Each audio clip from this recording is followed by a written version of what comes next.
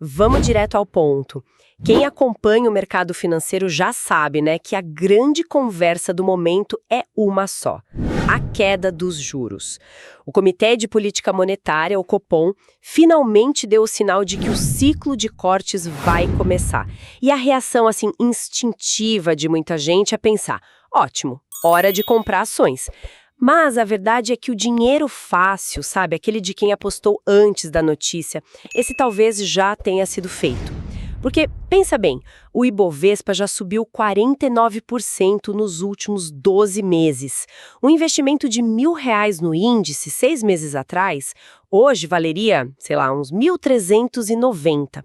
Isso mostra que o otimismo já chegou com tudo. A grande questão agora não é mais se os juros vão cair, mas sim Exato. qual vai ser o tamanho dessa queda e por quanto tempo ela vai durar. O jogo ficou mais complexo. Exatamente, você colocou o dedo na ferida. A discussão subiu de nível. O mercado já precificou o início do ciclo. Agora a aposta é na profundidade. Quem investe hoje em ativos de risco ou em títulos públicos longos está na prática dizendo o seguinte: eu acredito que os juros vão cair mais do que a maioria do mercado espera. Então o que a gente vai tentar entender aqui é justamente isso. Vamos olhar com uma lupa para o que o Copom realmente disse. Decifrar essa tensão entre as projeções mais otimistas dos analistas e o ceticismo do mercado, explorar os fatores que podem de fato surpreender e destravar valor daqui para frente. É uma análise sobre o que ainda não está no preço, sabe? Certo, então vamos começar pelo começo. O comunicado do Copom. Eles mantiveram a taxa em 15% ao ano, mas a frase que todo mundo ficou esperando estava lá no finalzinho. Qual foi exatamente o sinal que eles deram? Olha, o sinal foi bastante explícito, assim, para os padrões de um banco central. A expressão usada foi que o comitê antevê iniciar a flexibilização da política monetária na próxima reunião. Que, traduzindo esse banquês todo para o português claro, se nada mudar, eles vão começar a cortar os juros em março. Mas espere aí, essa linguagem de antever, iniciar, isso não é uma porta meio aberta para eles mudarem de ideia na última hora? Sei lá, se o cenário externo piorar, por exemplo. O mercado não está sendo um pouco ingênuo em já dar isso como 100% certo? É uma ótima observação. Sim, sempre há um grau de opcionalidade, claro. Mas a razão pela qual o mercado comprou a ideia com tanta força está no argumento técnico que eles usaram: a convergência da inflação à meta no horizonte relevante. E aqui tem um detalhe que é crucial. O famoso horizonte relevante. Explique isso para a gente de um jeito mais simples. Imagina que o Copom está dirigindo um carro e o limite de velocidade é a meta de inflação de 3%. Eles não olham para o velocímetro de agora, mas para uma placa de trânsito lá na frente, sabe? Na reunião atual, a placa que eles estavam olhando era do terceiro trimestre de 2027, que mostrava uma velocidade de 3,2%, ainda um pouquinho acima do limite. Entendi. Agora, na próxima reunião, em março, o carro terá andado um pouco mais. A placa que eles estarão olhando já será do quarto trimestre de 2027. E essa placa, segundo os modelos deles, já mostra a velocidade mais perto dos 3%. Por isso, eles já estão avisando que vão tirar o pé do acelerador. Eles estão antecipando o movimento com base no que o GPS da economia está mostrando lá na frente.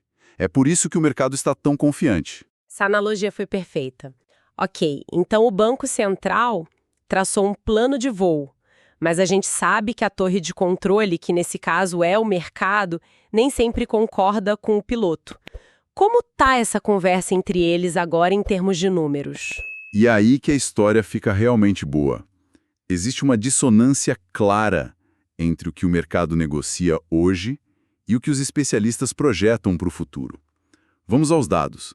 Se alguém for comprar um título público de longo prazo hoje, a taxa de juro real que o mercado oferece está na casa de IPCA mais 6,8%, talvez 6,9%.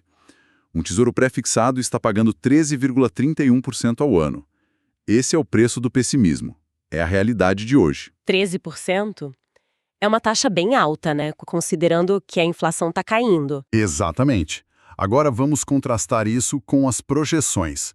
O Boletim Focus, que é uma média da opinião de uns 120 economistas de bancos e consultorias, pinta um quadro bem diferente. A expectativa deles é que a taxa Selic, que hoje está em 15%, caia para 10% em 2028 e chegue a 9,5% em 2029. Peraí, a diferença é brutal. É enorme. Quase 3 pontos percentuais, isso é um abismo. O que o mercado, que está colocando dinheiro de verdade na mesa, pode estar enxergando que esses 120 analistas não estão? Ou será que são os analistas que estão otimistas demais? Essa é a pergunta central. O mercado está dizendo, olha, eu não acredito que o Brasil conseguirá ter uma taxa de juros abaixo de 12% ou 13% de forma sustentável. As razões para esse ceticismo são várias, e a gente vai falar delas. Já os analistas estão dizendo, se a inflação convergir para a meta e o governo fizer o dever de casa fiscal, não há por que o Brasil ter um juro real tão alto. E é justamente nesse abismo, sabe? Nessa diferença de opiniões que mora a oportunidade de ganho. Se o cenário dos analistas se provar correto, quem comprar hoje um título pré-fixado a 13% vai ter um ganho excelente. Não só pela taxa em si. Mas pela valorização do título. Isso, pela valorização do título. É a tal da marcação a mercado, certo? Acho que vale a pena explicar isso um pouco melhor. Com certeza, é um conceito fundamental. Pensa que foi comprado um título que promete pagar 13% ao ano por 10 anos. Se daqui a um ano a taxa de juros da economia cai para 10%, ninguém mais consegue comprar um título novo pagando 13%. O seu, que é antigo, se torna muito mais valioso. O preço dele no mercado sobe para refletir isso. Isso é a marcação a mercado, a atualização diária do preço do título com base nas taxas de juros do dia. É uma forma de antecipar lucros, mas claro, o risco existe. Se os juros subirem em vez de cair, o preço do seu título antigo cai. Fica claro que a aposta é grande. Então, para que esses analistas otimistas estejam certos e o mercado que é mais cético esteja errado, alguma coisa tem que surpreender positivamente. Quais seriam as cartas na manga da economia brasileira que poderiam destravar esse valor todo? O fascinante é que os principais gatilhos estão um pouco fora do radar do noticiário do dia a dia. Eu apontaria 3 grandes fatores que podem surpreender. O primeiro, por incrível que pareça, é a própria inflação. Como assim? A inflação não é o tema mais batido de todos? Sim, mas a questão é a nuance. O mercado, ao embutir aquele juro real de quase 7% nos preços, ele está implicitamente dizendo que acredita numa inflação de longo prazo, mais perto de 3,5% ou até 4%. Acontece que os modelos do próprio Banco Central, o árbitro do jogo, apontam para uma inflação convergindo para 3%. Isso é muito interessante. É como se o mercado estivesse apostando contra o modelo matemático do próprio Copom? Qual a lógica por trás desse ceticismo? É a inflação de serviços que não cede, os salários? Principalmente a inflação de serviços. É a parte mais grudenta, sabe, da inflação. A mais resistente à queda, porque depende muito de salários e da atividade econômica aquecida. O mercado olha para o mercado de trabalho forte e pensa, essa inflação de serviços não vai ceder tão fácil. Se por acaso ela ceder mais rápido do que o esperado, talvez por um aumento de produtividade ou outra razão, o espaço para o Banco Central cortar juros seria muito, muito maior do que o mercado imagina hoje. Ok, então primeiro fator, uma surpresa positiva na inflação de serviços. E qual o segundo? O segundo é o resultado fiscal. O governo tem uma meta de zerar o déficit primário em 2026. O mercado, sendo cético que é, olha para as contas e só acredita que esse equilíbrio vai chegar lá em 2029. Existe uma desconfiança enorme sobre a capacidade do governo de controlar os gastos. E essa desconfiança tem fundamento, né? Se a gente olhar o histórico e as pressões políticas por mais despesas. O que poderia mudar essa percepção? Qualquer sinal concreto de que o governo está levando a disciplina fiscal a sério. Não apenas no discurso, mas na prática.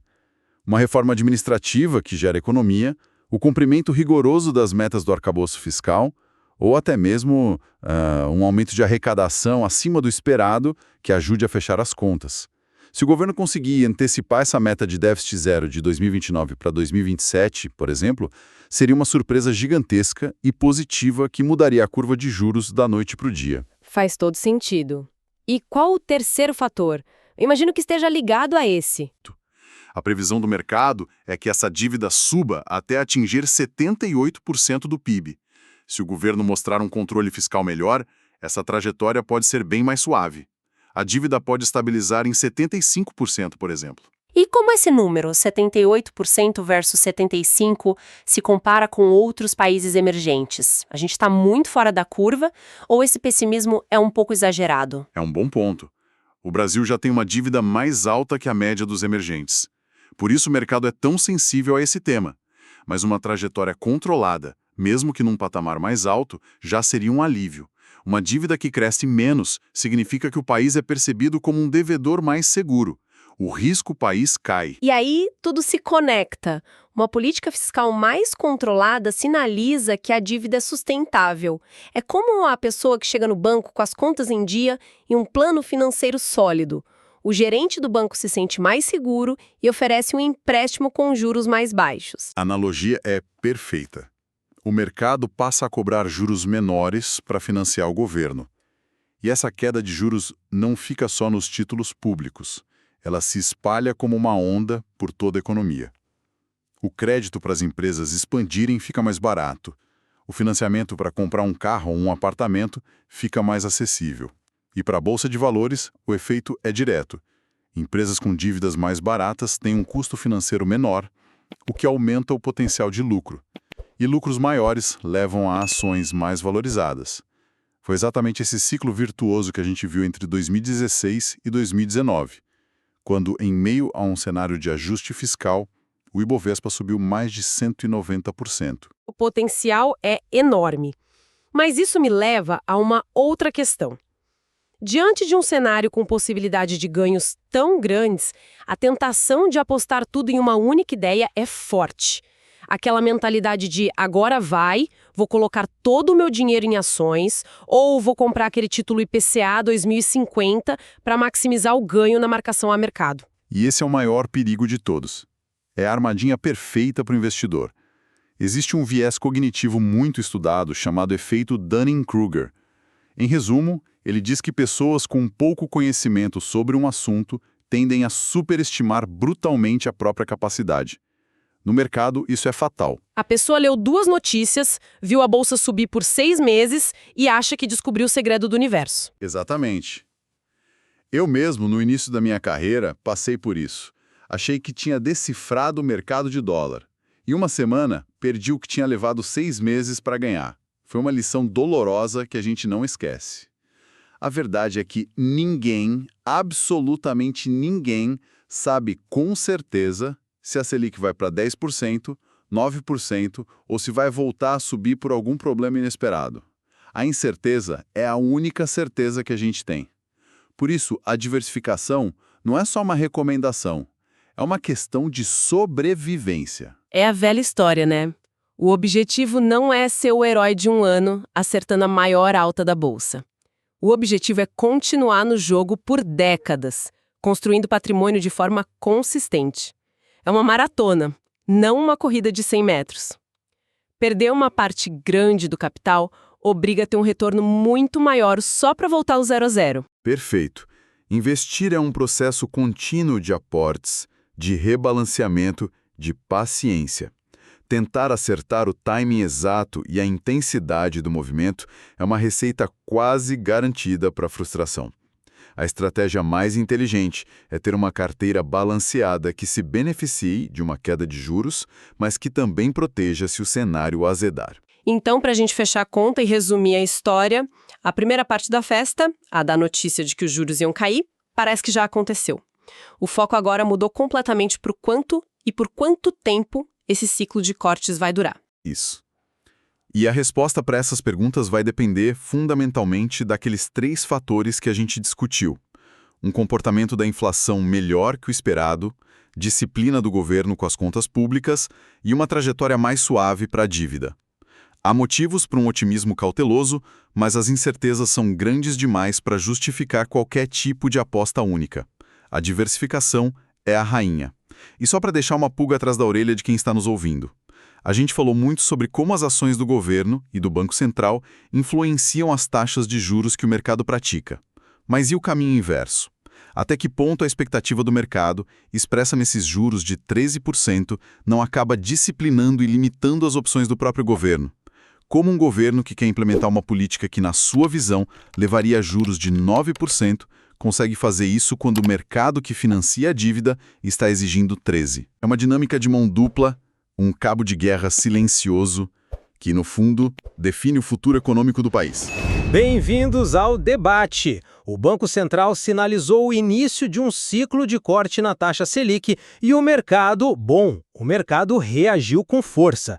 O Ibovespa já subiu quase 50% nos últimos 12 meses. A grande questão que a gente vai discutir hoje é: será que a festa na Bolsa já acabou? O grosso da valorização já foi precificado ou ainda há um potencial significativo pela frente? Eu defendo que o grande movimento já aconteceu e que o momento agora é de cautela. E eu argumento que, apesar da alta, nós estamos apenas no começo. O verdadeiro potencial de valorização da Bolsa brasileira ainda está, de certa forma, travado, esperando por gatilhos positivos no cenário fiscal e de inflação. Olha, o fato é que o mercado correu na frente.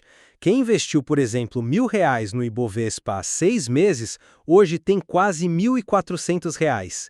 Isso mostra de forma muito clara que a expectativa do início da queda de juros já está no preço das ações. Portanto, comprar bolsa hoje não é uma aposta simples na queda da Selic. É uma aposta na magnitude e na duração desse ciclo de cortes. E aí, para mim, mora o perigo. Se o ciclo for curto e a taxa terminar o ano ainda em 2 dígitos, acima de 10%, quem entrou agora pode sim perder dinheiro. A gente já vê esse efeito nos juros longos. As taxas de títulos como o Tesouro IPCA Plus 2050, que protege o investidor da inflação, caíram bastante. Apostar todas as fichas agora, seja em ações ou nesses títulos, é ignorar o risco de que o cenário pode não ser tão perfeito quanto se imagina. Certo, eu concordo que o mercado se antecipou, mas acredito que você está subestimando o potencial que ainda está na mesa. Existem desalinhamentos claros nas expectativas que abrem sim o espaço para ganhos. Por exemplo, o Boletim Focus, aquela pesquisa semanal do Banco Central, projeta uma Selic de 9,5% para 2029. No entanto, o mercado de juros futuros, onde se negociam as expectativas, ainda opera com valores mais altos. Isso nos diz que há uma gordura para queimar. E o principal gatilho é o fiscal. O mercado só espera que o governo pare de gastar mais do que arrecada, o chamado resultado primário zero, lá em 2029.